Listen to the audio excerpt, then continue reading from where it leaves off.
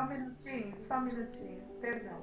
Eu esqueci de ver com o Geraldo se nós vamos entrar agora no YouTube ou depois.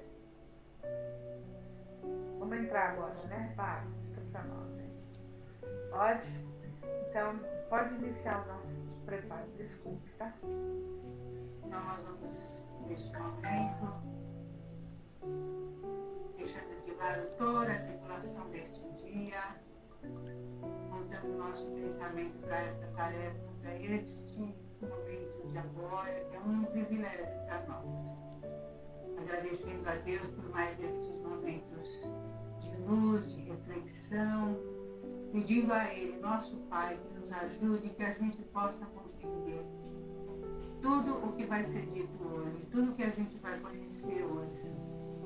Isso também se estenda para todos aqueles que no plano invisível estão aqui conosco.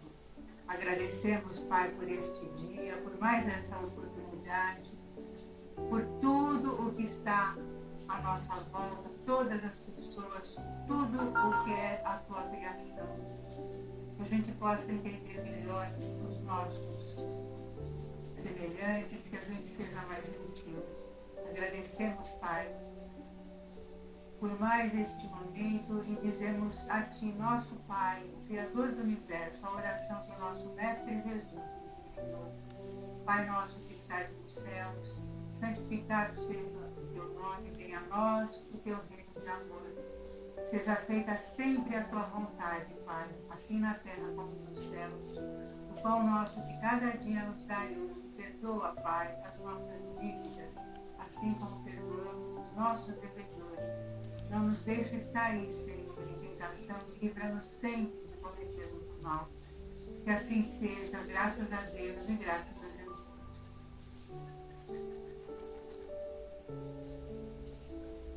Boa noite de novo a todos. Estamos online agora no YouTube para mais um encontro do estudo do Livro dos Médiuns. Já estamos finalizando o nosso estudo. Já relembrando que nós vamos, ao terminarmos o Livro dos Médiuns, nós vamos iniciar o estudo do Céu e Inferno, ok? Para quem quiser acompanhar conosco, já ir providenciando o livro. Estamos também deixamos gravada essa aula no YouTube e também divulgamos na nossa página no Facebook, Fraternidade Espírita Alvorada Nova. Boa noite para quem eu não falado, que é a Lucineide, né? Vamos continuar? Lindinha. 318, ok? Então vamos lá. Nós estávamos falando sobre esse capítulo, né? Fraudes Espíritas, é o capítulo 28, que fala do charlatanismo e da enganação, da mistificação. Então nós estamos falando sobre fraudes espíritas, item 318. A imitação de todos os fenômenos espíritas não é igualmente. Existem alguns que evidentemente desafiam a habilidade da prestidigitação. Tais, notadamente, o movimento dos objetos sem o contato, a suspensão dos corpos pesados no ar, as pancadas de diferentes lados, as aparições, etc. Perdão, salvo o emprego das tramóias e do compadrio. Compadrio é cumplicidade, né? Por isso dizemos que o que necessário se faz em tal caso é observar atentamente as circunstâncias e, sobretudo, ter muito em conta o caráter e a posição das pessoas, o objetivo e o interesse que possam ter em enganar. Essa a melhor de todas as fiscalizações. Quantas circunstâncias há que fazem desaparecer todos os motivos de suspeita? Julgamos, pois, em princípio, que se deve desconfiar de quem quer que faça desses fenômenos um espetáculo, ou objeto de curiosidade e de divertimento, e que pretenda produzi-los à sua vontade e da maneira exigida, conforme nós já explicamos. Nunca será demais repetir que as inteligências ocultas que se nos manifestam têm suas suscetibilidades e fazem questão de nos provar que também gozam de livre-arbítrio e que não se submetem aos nossos caprichos. O item 38. Será suficiente assinalemos alguns subterfúgios que costumam empregar-se ou que o podem ser em certos casos para premunirmos, ou seja, para a gente se precaver contra a fraude dos observadores de boa-fé. Quanto aos que se obstinam em julgar, sem aprofundarem as coisas, fora tempo perdido procurar desiludir. Então a gente volta a falar aqui sobre aquele médium ou aquela pessoa que faz propositadamente as fraudes, né? Para obter, fazer um espetáculo e daí ou ganhar dinheiro ou ganhar fama, não importa qual seja o motivo, nunca é um motivo útil, né? Porque está enganando. Lembrando a vocês que isso também ocorre nas psicografias, que são as escritas, nas psicofonias também, tá? Pessoas que, por determinados motivos, às vezes até têm uma sensibilidade mediúnica apurada, avançada, mas que não desenvolveram devidamente a sua mediunidade, porque a gente sempre fala que a mediunidade é dada para qualquer um, não importa o caráter da pessoa, mas para ela ser útil e ser verdadeira, ela precisa ser acompanhada da evolução moral da criatura, né? Daquele que a tem, daquele que vai exercitar. Então, muitas vezes a pessoa não quer fazer a reforma moral, porque é muito difícil, a gente sabe, né? É uma coisa constante, é coisa de todo dia, é reforma de pensamentos, sentimentos, atitudes, palavras, né? Então, às vezes, ele encena na casa espírita, está fazendo a reforma íntima, quando fora da casa ele não faz, né? E daí, como ele não faz, lógico, a mediunidade dele não desenvolve para o bem. E aí ele mistifica. Isso é facilmente detectável por um dirigente de uma casa séria, né? E pelas pessoas. Porque, como a gente falou, o mal não se sustenta, não é? Uma hora ou outra, a verdade aparece, de maneira assim, inequívoca, não é? E muitas vezes nem é preciso o escândalo. A própria pessoa resolve se afastar e ir embora, né? Sair do convívio, daquele ambiente onde todos, pelo menos, se preocupam com a verdade, com a boa moral, com a prática cristã. Ok? Tudo bem? Você pode ler a 319, Edna, para mim? Para mim não, para nós, por favor. Sim. Perdão. Um dos fenômenos mais comuns é o das pancadas até mesmo no interior da madeira, com ou sem o movimento da mesa ou de outro objeto que se use. Esse efeito é um dos mais fáceis de ser imitados, seja pelo contato dos pés, seja provocando pequenos estalidos no móvel, mas há um pequeno estratagema especial que é fácil desvendar. Basta colocar as duas mãos espalmadas sobre a mesa e tão aproximadas que as unhas dos polegares se apoiem fortemente uma contra a outra. Então, por um movimento muscular totalmente imperceptível, produz-se um atrito que dá um pequeno estalido seco, muito parecido com o da tictologia íntima. Esse ruído repercute na madeira e produz uma completa ilusão. Nada é mais fácil do que fazer com que se ouçam tantas pancadas quanto se queiram, uma batida de tambor, etc., do que responder a certas perguntas por sim ou por não, por números ou até mesmo pela indicação das letras do alfabeto.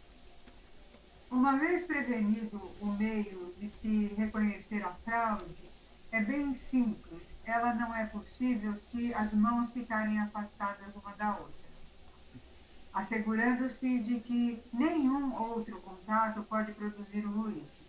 As pancadas reais têm, aliás, a característica de mudarem de lugar e de timbre à vontade, o que não pode acontecer quando são produzidas da maneira que assinalamos ou de outra coisa parecida. Que saia da mesa para se produzir sobre um móvel qualquer que ninguém toque, móvel qualquer que ninguém toque, sobre as paredes, no teto e etc. Que responda, enfim, a perguntas não previstas. Veja na questão 41. Então, é assim, eles acabaram desenvolvendo observações para ver se era mentira ou não. Que é uma coisa assim, isso é uma coisa que eu acho muito importante. Eles se preocupavam com a veracidade das coisas.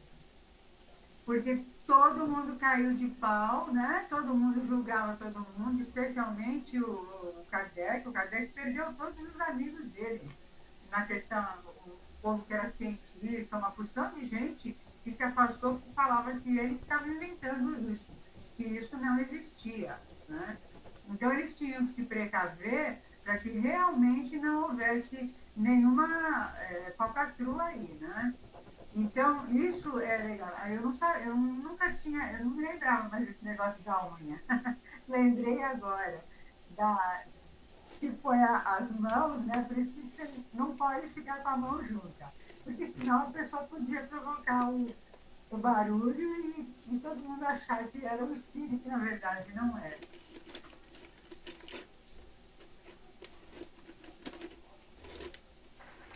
Na realidade, a Edna lembrou muito bem que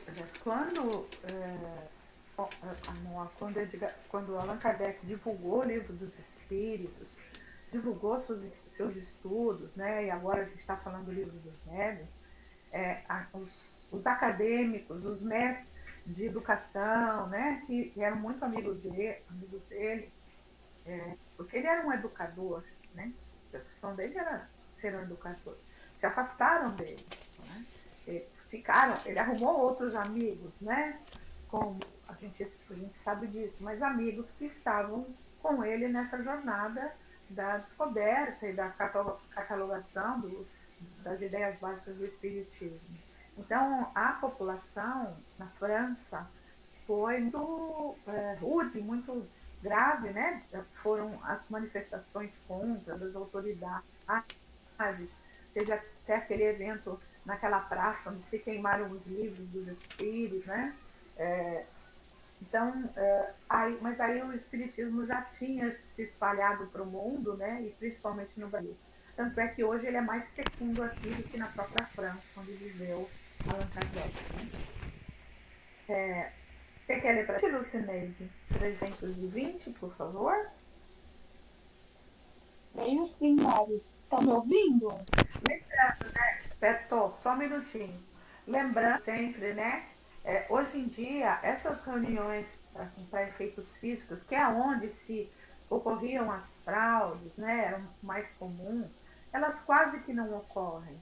Só quando existem estudos específicos para isso, e essa mesma federação espírita, nas casas espíritas, normalmente as reuniões são de socorro a encarnados e desencarnados. Mas mesmo nesses casos, eu estava falando assim, é possível a fraude também, tá? Pode continuar, Lucinei. Ok. 320. A escrita direta é ainda mais fácil de imitar.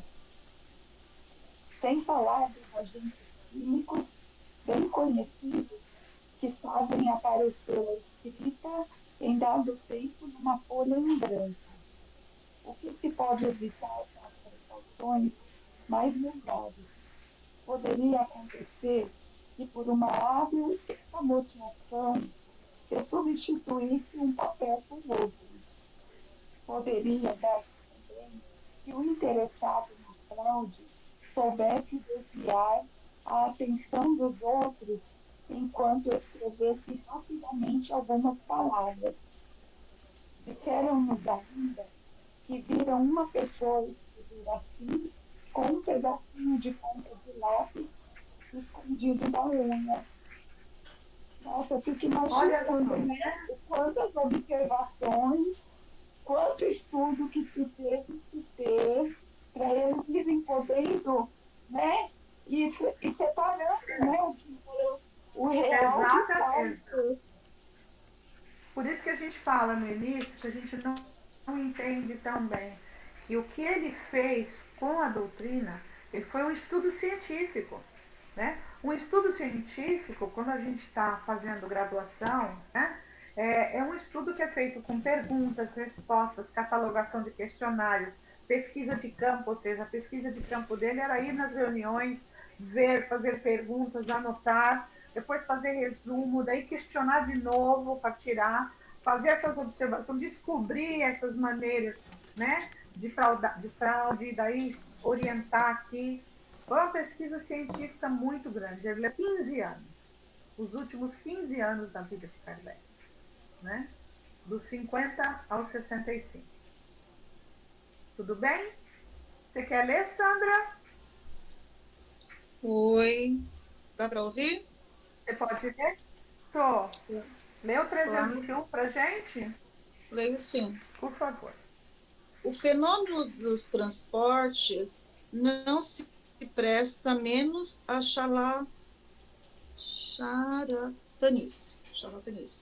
e se pode ser vítima de um escamoteador mais ou menos hábil, sem que haja necessidade de se haver com um prestidigitador de profissão.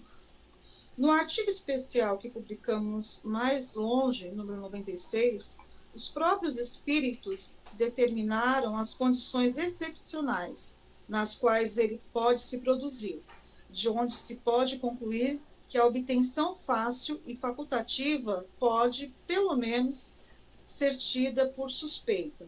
A escrita direta está no mesmo caso. Então, escrita direta, que é aquela que a Lucineide deu, o item 320, que é a escrita que aparece sozinha no papel. Esse aqui já é o trazer objetos que estão em outros lugares. Tá? Vou ler a 322. No capítulo dos médiuns especiais, mencionamos, no segundo os espíritos, as aptidões mediúnicas comuns, mas que são raras. Cumpre, pois, desconfiar dos médiuns que pretendam possuir estas últimas com muita facilidade, ou seja, as aptidões raras, ou que ambicionem dispor de múltiplas faculdades, pretensão que só muito raramente se justifica. Normalmente, gente, quando está se fazendo desenvolvimento mediúnico, se faz o exercício em todos os tipos de mediunidade. Mas isso não quer dizer que o médium, depois de formado ou conforme a experiência, ele vai ter todos os tipos de mediunidade. É muito difícil, tá? É muito raro. Um ou dois tipos é o mais comum. Mesmo que ele se sinta apto, né, a participar, vamos supor, de uma sessão mediúnica de psicopictografia, que é a pintura, né? Se ele não tiver essa como a gente fala a habilidade principal dele, ele pode até fazer uns desenhos primários ali, mas sempre vai ter a mesma coisa com psicografia, a mesma coisa com a psicofonia. Sempre a gente vai perceber, o próprio médium que está se desenvolvendo sente aquela que é o canal dele de comunicação melhor, aquele que mais se adapta para ele. Né? E normalmente é a que se vai desenvolvendo cada vez mais à medida que ele afia esse instrumento, que ele se aprimora nos conhecimentos e na sua vida espiritual, na sua iniciação espiritual. Edna, você quer ler a 323 para a gente terminar? Sim. Ou beleza? As manifestações inteligentes são de acordo com as circunstâncias, as que oferecem a maior garantia. Entretanto, nem elas estão ao abrigo da imitação, pelo menos no que se refere às comunicações banais e comuns. Acredita-se ter mais segurança com os médiuns mecânicos, não apenas para a independência das ideias, mas também contra as fraudes. É por essa razão que certas pessoas preferem os meios mecânicos. Pois bem, é um erro. A fraude se insinua por toda parte e sabemos que com habilidade pode-se dirigir à vontade até mesmo uma cesta ou uma prancheta que escreve e lhe dar todas as aparências dos movimentos espontâneos. O que tira todas as dúvidas são os pensamentos expressos, quer venham de um médium mecânico, intuitivo, auditivo, falante ou vidente. Há comunicações que estão de tal forma fora das ideias, dos conhecimentos e até mesmo da capacidade intelectual do médium, que seria preciso iludir-se para atribuí-las a ele. Reconhecemos no charlatanismo uma grande habilidade e muitos recursos, mas ainda não conhecemos nele o dom de dar o saber a um ignorante ou espírito a aquele que não o tem. Em resumo, repetimos, a melhor garantia está na moralidade dos médiuns e na ausência de todas as causas de interesse material ou de vaidade, que além de estimular neles o exercício das faculdades mediúnicas que eles possuem, pode animá-los a simular as que não têm. Então, assim, as pessoas, ao invés de aproveitarem os dons que elas têm para fazer o bem, infelizmente, elas usam para fazer o mal, né? Então, às vezes, para iludir, por uma questão de ganhar dinheiro, há muita gente que vive assim, né? E, infelizmente, a inteligência está sendo utilizada de maneira errada, né? Todos os dons que a gente recebe sendo utilizados de maneira errada, né? Depois a gente reclama do mundo, reclama de Deus e reclama da vida, né? Mas é isso, né? Que a gente fique bem atento a respeito disso, porque a coisa mais importante é assim, na verdade, é o que sempre é. A questão da mensagem, como se ela é de profundidade espiritual ou não. Porque falar besteira todo mundo pode falar, fazendo fraude ou não, todo mundo pode falar. Precisa ver como é que vem, o que é a mensagem de verdade. E é muito fácil de ver, né? É isso. Como ele fala no último parágrafo, né? A garantia está na moralidade dos médiuns e na ausência de interesse material, ou seja, quando não se tem interesse material nas colocações.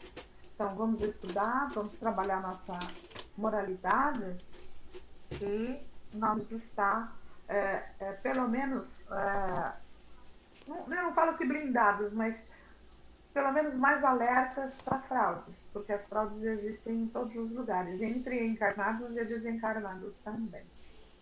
Então, queridos, nós terminamos os capítulos de estudo do Livro dos Médiuns, né? Então, vamos iniciar, a partir da semana que vem, o livro O Céu e o Inferno. Neste capítulo 29, ele fala das reuniões e das sociedades espíritas, né? Assuntos de estudos, rivalidades entre as verdades, dos tipos das reuniões, como ele fala aqui, que as reuniões espíritas têm grandes vantagens por permitirem os que ainda nelas tomam parte se esclareçam, mediante a troca de ideias, pelas perguntas, pelas observações, né? E assim todo mundo aproveita. Para que essas reuniões produzam frutos bons, né? Ou seja, tenham sentido, né? Elas precisam ter condições especiais. Tá? Aí, nesse capítulo, ele examina essas condições. Né? Porque não é simplesmente a gente resolver se reunir e vamos fazer uma reunião, tal coisa. Não é assim que funciona. Né? Não são reuniões simples de pessoas. Nós estamos fazendo uma reunião com as pessoas encarnadas, mas especialmente com a espiritualidade. Né? É preciso ter o aval deles. Então, para que aconteça, tem uma série de procedimentos que as casas espíritas sabem, né? A gente precisa vibrar um certo tempo para esse trabalho, montar esse trabalho direitinho, fazer com que a espiritualidade às vezes se possa manifestar, dando orientações, e daí se inicia esse trabalho, né? Porque aqui, como ele fala, afinal, cada reunião é um todo coletivo. O que lhes diz respeito decorre naturalmente das instruções que são dadas, né? A gente precisa tomar muito cuidado, muita precaução na escolha de indivíduos que já estão aptos a participarem dessas reuniões ou não. Por isso que as reuniões em muitas casas espíritas não estão abertas ao público, elas não ocorrem para o público enxergar, elas são feitas pelos médiuns formados, em dias e horas marcados, em portas fechadas, sem a presença de público, porque você evita infiltração de energias, infiltração de ideias, né? E essa é a razão porque ele coloca em último lugar. Agora eu queria falar com vocês, ver o que vocês acham, se a gente continua lendo sobre essas reuniões, porque aqui ele vai falar o que são reuniões frívolas, ou seja, ou tolas, reuniões experimentais, né, que são reuniões científicas, reuniões instrutivas, né, reuniões de estudo, né, pelo menos até essa reunião de estudo que eu tinha marcado aqui, que seria interessante, né, o objetivo de uma reunião séria, né, quem são os frequentadores, quem podem ser os frequentadores. Mas por dia, vocês é que decidem, senão eu deixo para cada um ler esse último capítulo 29 em casa, né? Faça, estou à disposição de alguém tirar dúvida, porque a partir do capítulo 30 fala do regulamento da Sociedade Parisiense de Estudos Espíritas. E ele fez um regulamento como se fosse um estatuto, né? Para que as reuniões acontecessem nessa sociedade espírita, né? 10 de abril de 1858, olha só, foi autorizado por decreto do prefeito de polícia, de acordo com o aviso do excelentíssimo senhor ministro do Interior e da Segurança Geral.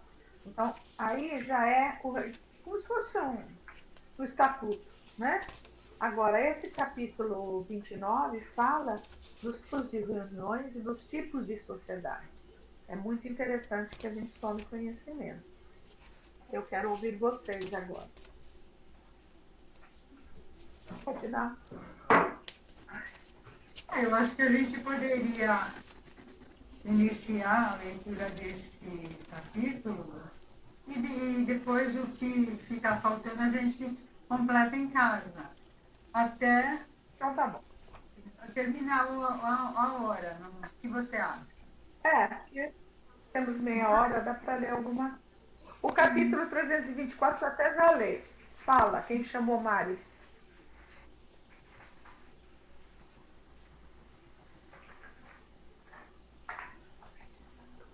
Lucineide, quer falar alguma coisa? Não, Mari, eu acho que você está ouvindo vozes. Eu não ouvi ninguém chamando. Ô, Mari, Então, eu posso só fazer uma bem. Espera um pouquinho, mas como Pera. Como dizia aquele menininho do filme, eu ouço vozes. Então, isso é normal. Vai.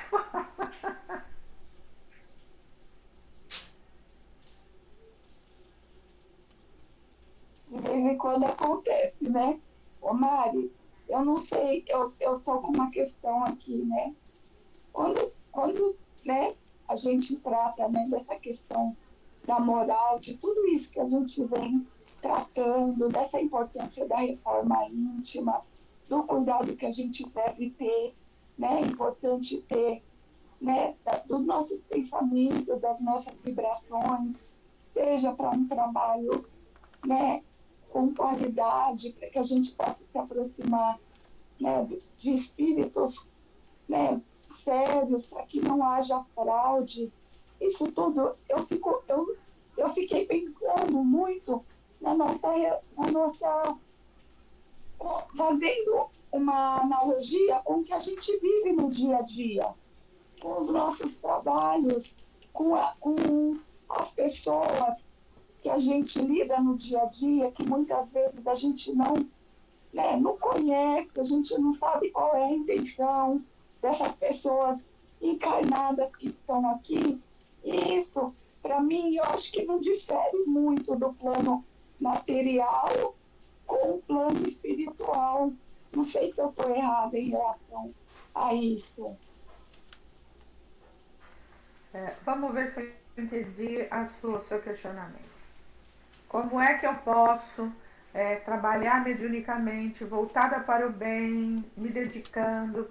Tenho a minha vida material aqui fora e eu estou em contato com todo tipo de pessoa, com todo tipo de energia, com todo tipo de situação pode acontecer, uma briga no trabalho, uma agressão verbal, e eu vou ter que trabalhar à noite na casa. Como é que. Que foi, Reforma filho? íntima, amiga. Reforma íntima. É Quem tá preciso soltando? estar no mundo sem ser do mundo. Então, o contato com todo tipo Vai de lá, fala com o situação, Nicolas te levar. fora Vai do lá. ambiente espírita, e com Neném que todo nem cuida tipo de você. é, Pode ir. de irmão que esteja em Não? qualquer Papai estágio cuida de de você. desenvolvimento espiritual ou não, é importantíssimo para nosso desenvolvimento espiritual e para nossa reforma. Porque não se faz reforma dentro de terros, trancados, sem contato com ninguém. É o contato com as pessoas, o dia a dia com os nossos familiares, que dá-nos oportunidade de vivenciar as situações que vão fazer com que nós nos olhemos internamente e vejamos aquilo que nós precisamos mudar em nós, melhorar nós, ou permanecer na nossa maneira de ser, na nossa maneira de pensar. É simples? Não, não é simples, mas é possível. Eu trabalho a minha humildade. Quando eu chego na casa espírita à noite, eu tive um dia muito difícil. Teve um dia muito difícil, espiritualmente falando, materialmente falando, e no preparo eu peço contato com o meu mentor e pergunto a ele, entro em contato com ele para dizer se eu estou bem, se eu vou trabalhar ou só atrapalhar, e eu ouço a orientação dele ou do meu dirigente. Se não for trabalhar, eu não trabalho. Isso é trabalho de humildade, de recer que nós estamos tentando a nossa melhora, mas nós estamos no mundo. Nós estamos sujeitos a desequilíbrio, principalmente no início. No início é muito comum. É muito comum, gente. Parece que a gente leva conta a semana inteira, tá tudo bem. No dia do trabalho mediúnico só dá coisa errada. É para deixar a gente doidinho, para ter pensamento ruim, para ficar pensando, sabe? Parece que é proposital e na realidade talvez seja proposital. Para mim não é mais, não é mais bem diferente, mas talvez até seja para testar até onde está indo a sua reforma íntima. Porque às vezes a gente acha que está fazendo a reforma íntima e nós estamos fazendo ela só da boca para fora, igual a música. Entendeu? A gente acha. No meu início, lá atrás, eu achava que eu estava fazendo, mas eu só fazia da boca para fora, porque eu sentia e eu pensava. Então eu não estava fazendo. Então aí vinham os dificultadores, vinham as oportunidades para me desequilibrar, entendeu? Muitas vezes a gente acha que está fazendo a reforma e não está. Porque não chegou lá na ferida mesmo, lá no fundo, entendeu?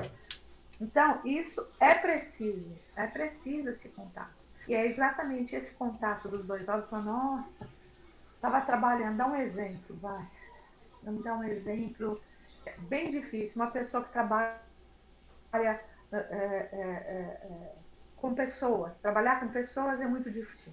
Seja no supermercado, seja numa padaria, seja num ônibus, seja numa escola, que trabalha com crianças, né? Trabalhar com gente é muito difícil. E você manter seu equilíbrio naquele dia, porque você sabe que é à noite, você tem que estar em paz, tranquilo, que você vai trabalhar mediunicamente, aí te dá uma responsabilidade maior ainda. Muitas vezes nós não vamos conseguir. Muitas vezes nós não vamos. E quando a gente não conseguir, vai na casa assim mesmo. Entendeu? Deve ir na casa assim mesmo. Deve conversar com os companheiros, abrir o nosso coração, né? A gente toma um passezinho, né? Conversa com o nosso mentor. E se for muito desequilíbrio no trabalho, vamos usar a vozinha interior que fala com a gente aqui, que a gente sabe que é nosso mentor. Agora, muitas vezes a gente vai passar por atribulação, trânsito, gente te fechando, não é? E você chega de boa em casa, chega de boa no trabalho, em casa espírita, todo trabalho. Muitas vezes não dá tempo de a gente comer. Ah, eu chego com uma fome danada, bendito cafezinho depois no final. Né? Como eu gostava dos nossos cafezinhos com bolacha, quando os trabalhos acabavam. Ou no intervalinho ali, a gente tomava um café com bolacha. Entendeu? Eu não sei se eu respondi tua pergunta, mas é por aí mesmo, né? E com o passar do tempo, com a nosso esforço, as coisas vão se solidificando, aí vai acalmando. Você consegue perceber não, antever uma situação que vai te desequilibrar, você evita. Opa, hoje não é dia.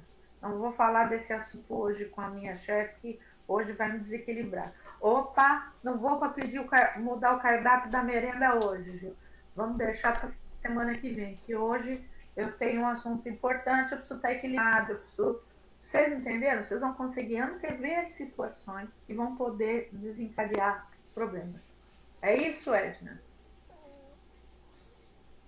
É isso. É isso. Mas isso é um trabalho grande, né? E não quer dizer que a gente virou santo.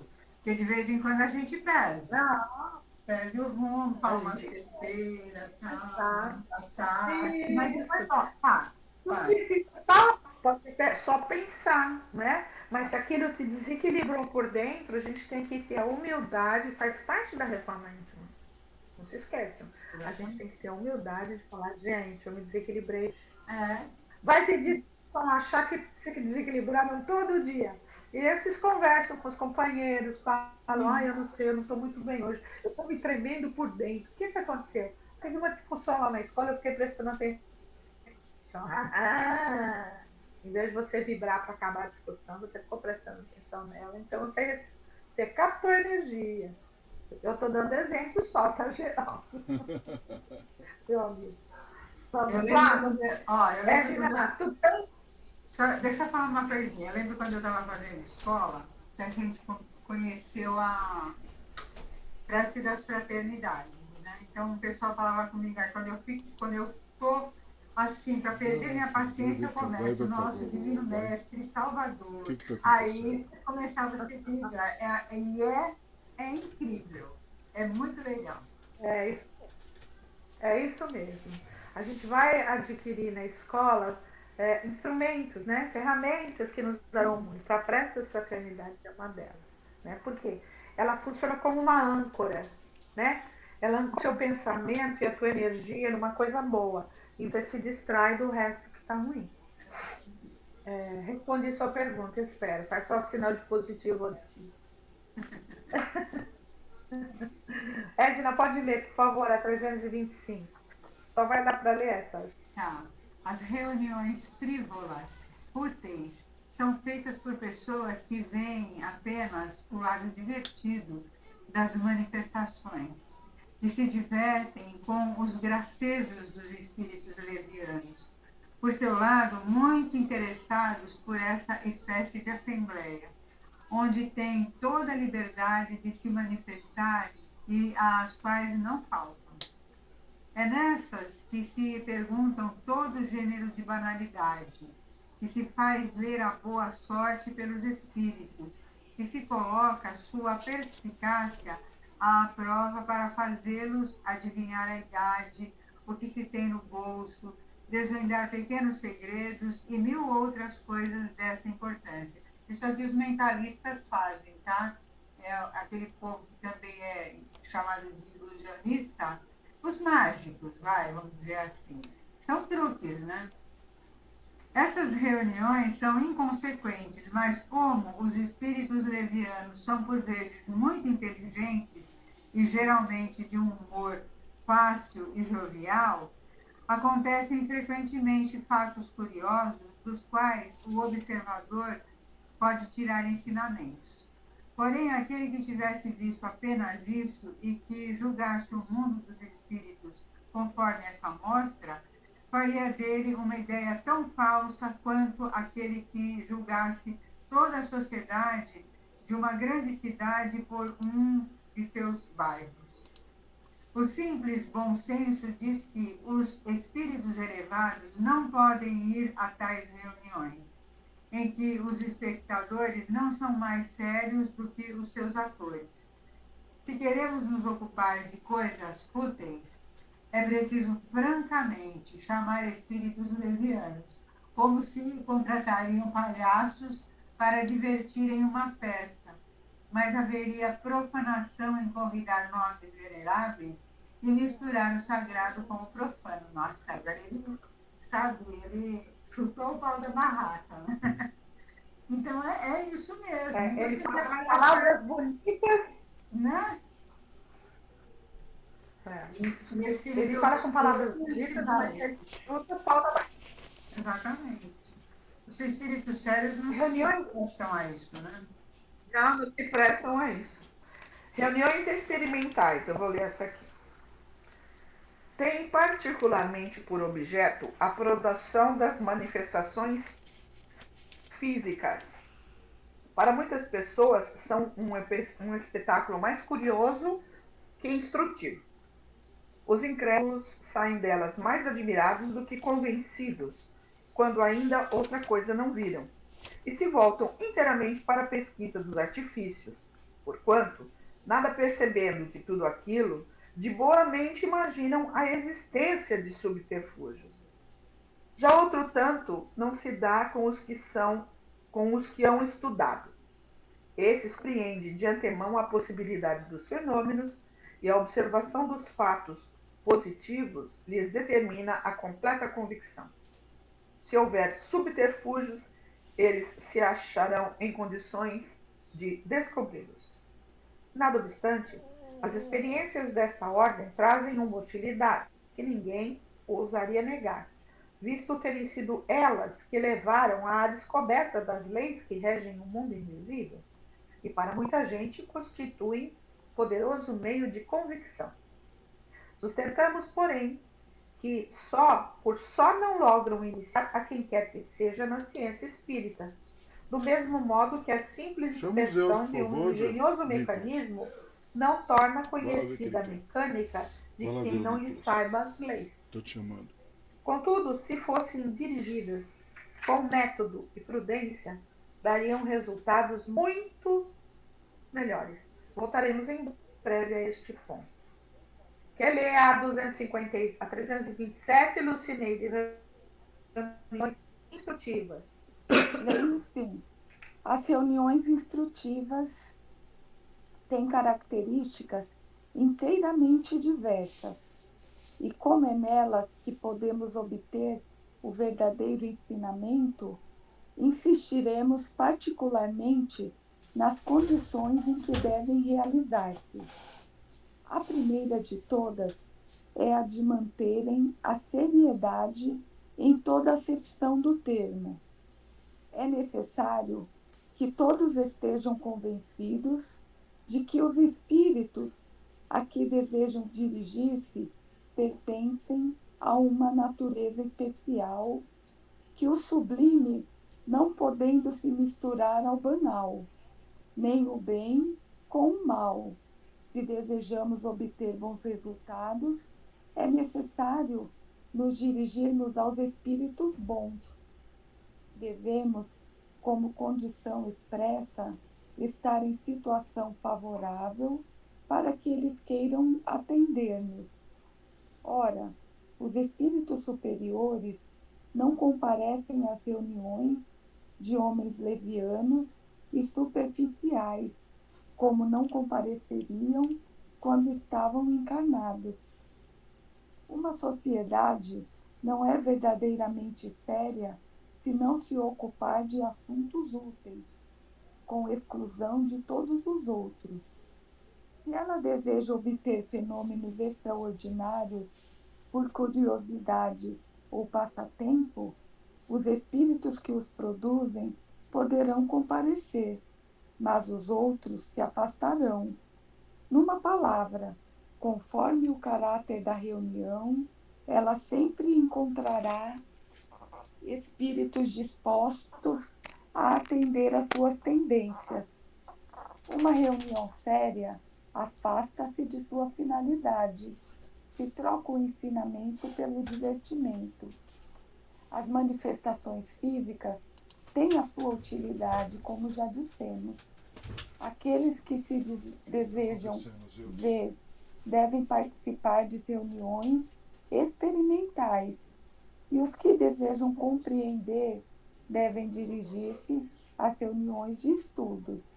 É assim que uns e outros poderão completar a sua instrução espírita, como no estudo da medicina, uns vão aos cursos e Já está outros acabando, já à vou te levar. clínica. Muito bem. Sandra, pode ler? Oi. 328? Pode Posso ler o sim. 328? 328, né? A instrução espírita não compreende apenas o ensinamento moral dado pelos espíritos, mas também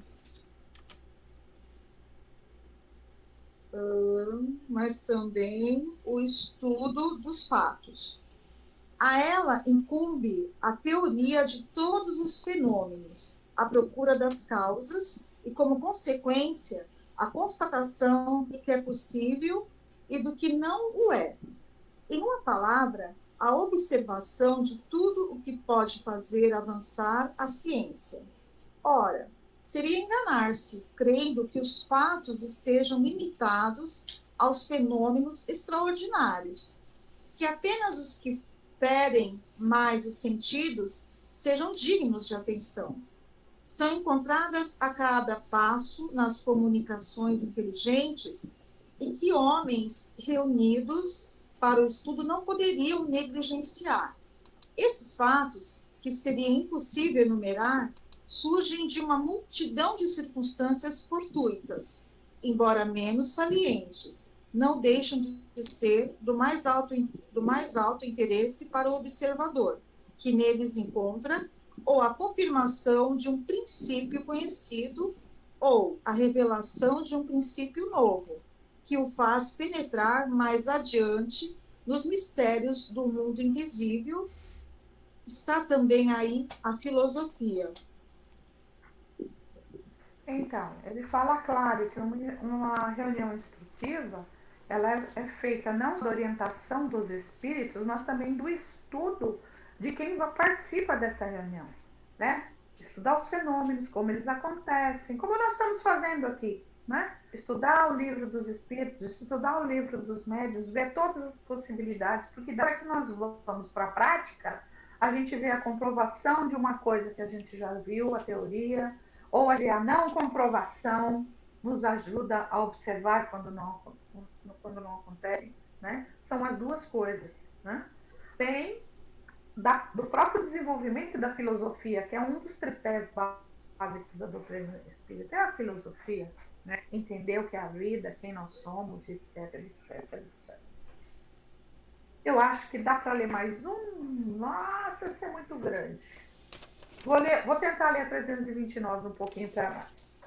As reuniões de estudo, olha, são, além disso, de imensa utilidade para os médiums de manifestações inteligentes. Manifestações inteligentes, o que são? Psicofonia, psicografia, não é isso? Manifestação inteligente. Imensa utilidade para os médiums de manifestações inteligentes. Para aqueles que, sobretudo, e seriamente desejam aperfeiçoar-se e que a elas não comparecem dominados por toda presunção de infabilidade, ou seja, de nunca errar. Constituem os grandes tropeços da mediunidade, como já tivemos ocasião de dizer, a obsessão e a fascinação. Eles, pois, podem iludir-se de muito boa fé com relação ao mérito do que alcançam e facilmente se concebe que os espíritos enganadores têm um caminho aberto quando lidam com um cego.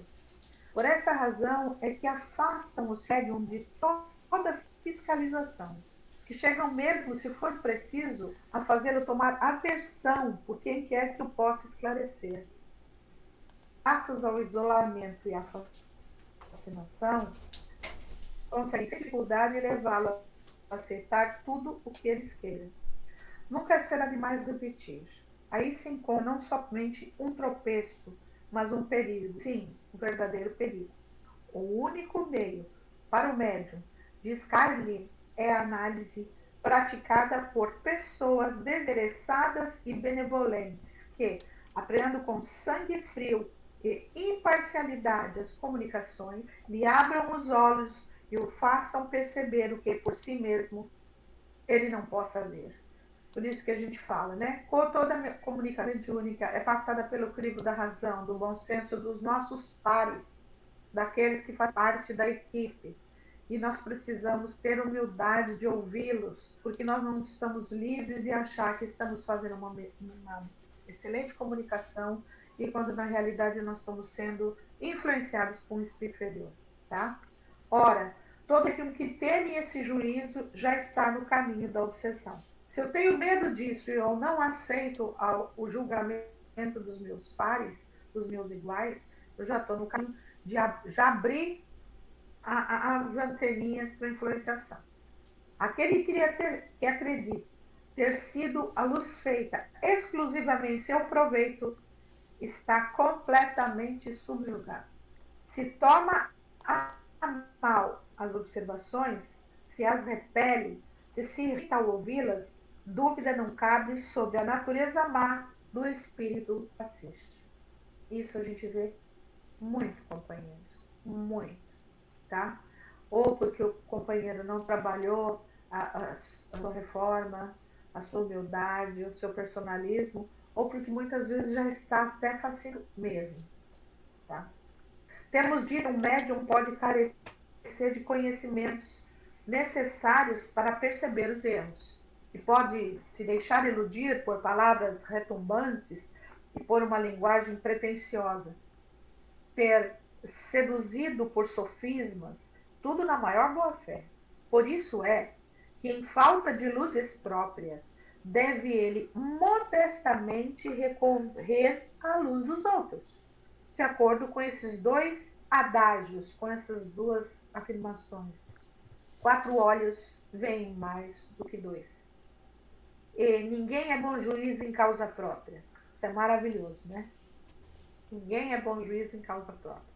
Desse ponto de vista, é que são de grande utilidade para o médium as reuniões, desde que se mostre bastante sensato para ouvir as opiniões que se lhe deem, porque ali se encontrarão pessoas mais esclarecidas do que ele e que apanharão os matizes, muitas vezes delicados, por onde trai o espírito a sua inferioridade. Às vezes é uma palavra num texto, gente.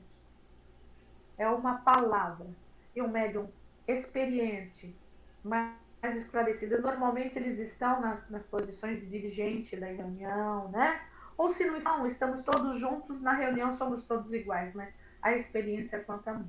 Todo médium que sinceramente deseje não ser joguete da mentira deve, portanto, procurar produzir em reuniões sérias, levando-lhes o que obtém em particular, aceitar agradecido, solicitar mesmo o exame crítico das comunicações que receba. Se vier às voltas com espíritos enganadores, esse é o meio mais seguro de se desembaraçar deles, provando-lhes que não o podem enganar.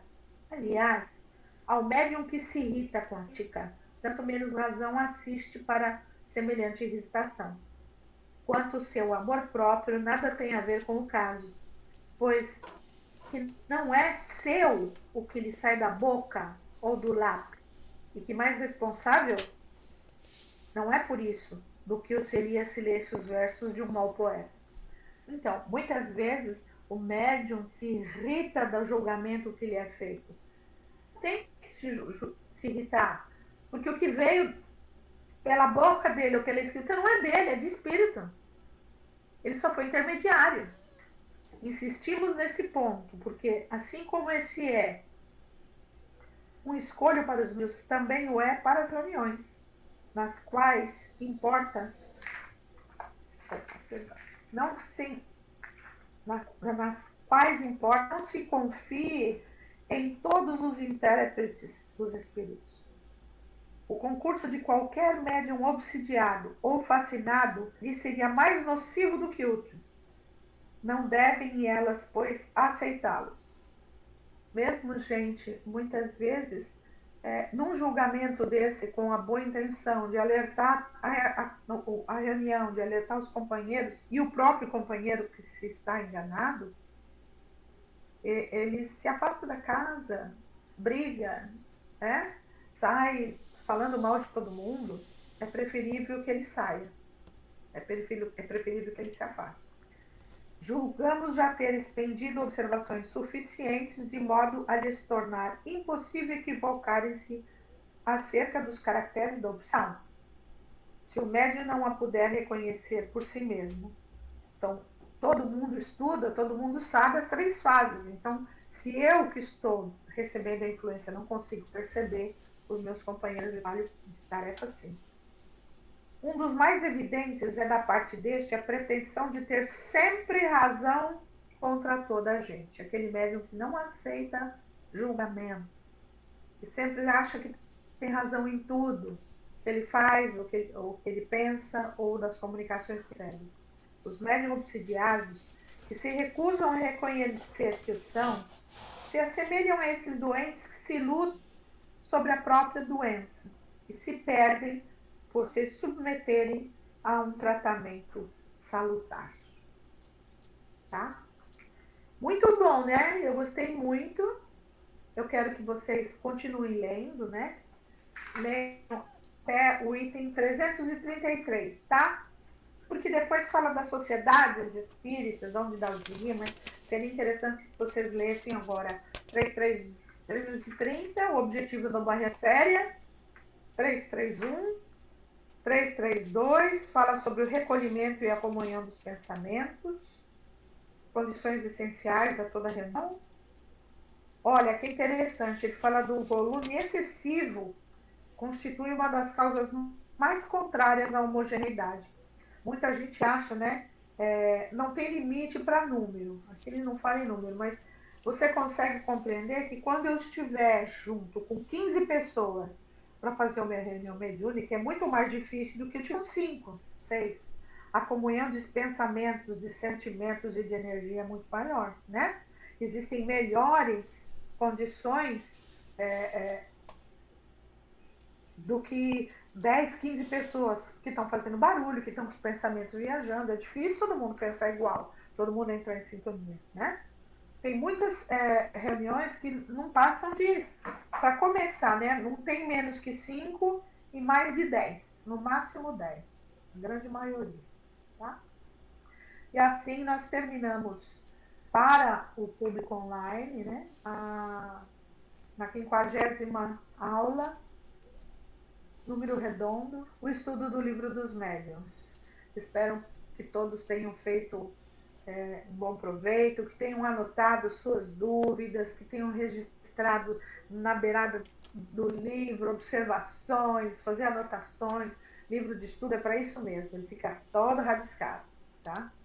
Semana que vem iniciamos o livro Céu e Inferno, e eu sugiro que vocês leiam esses 3 itens do 330 a 333 em cá. Gostaria de abrir para se alguém quisesse falar alguma coisa. Os nossos estudos continuam.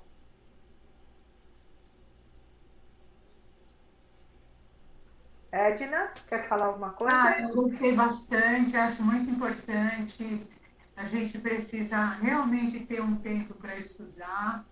Não é porque agora eu não sou mais uma trabalhadora do Brasil, entendeu? Mas eu acho que a gente precisa ter um tempo. E assim, né? A gente também sugeriria assim, outras reuniões, outros dias, né? Para ver outros livros também, além desses que são super importantes.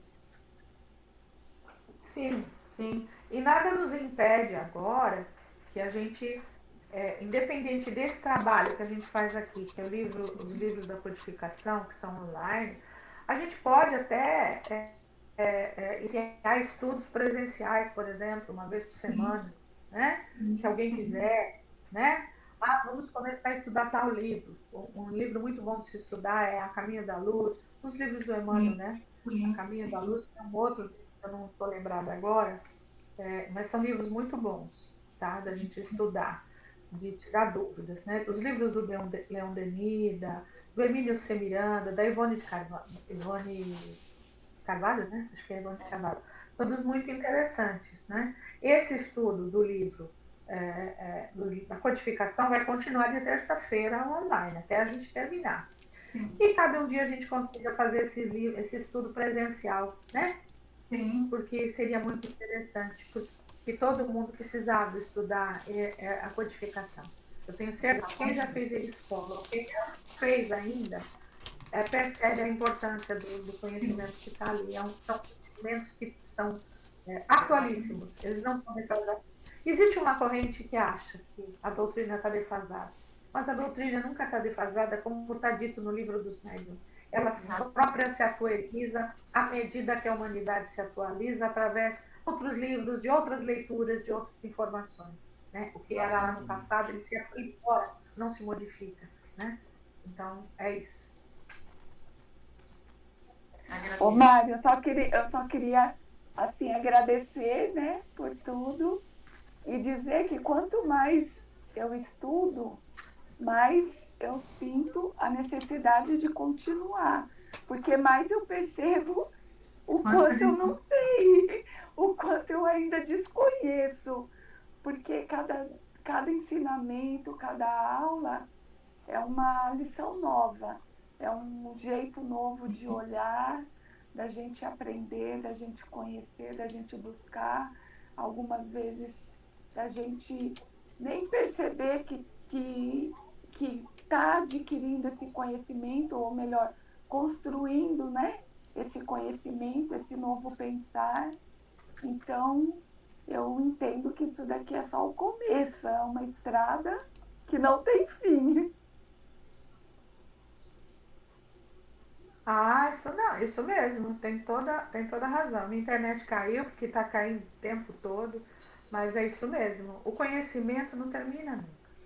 Eu já fiz esse estudo de Deus, esse livro dos médiuns, eu acho que é a 6ª vez que eu estou estudando ele. Sempre descobre nuances novas, coisas importantes, e a gente estuda sempre para poder compartilhar sempre.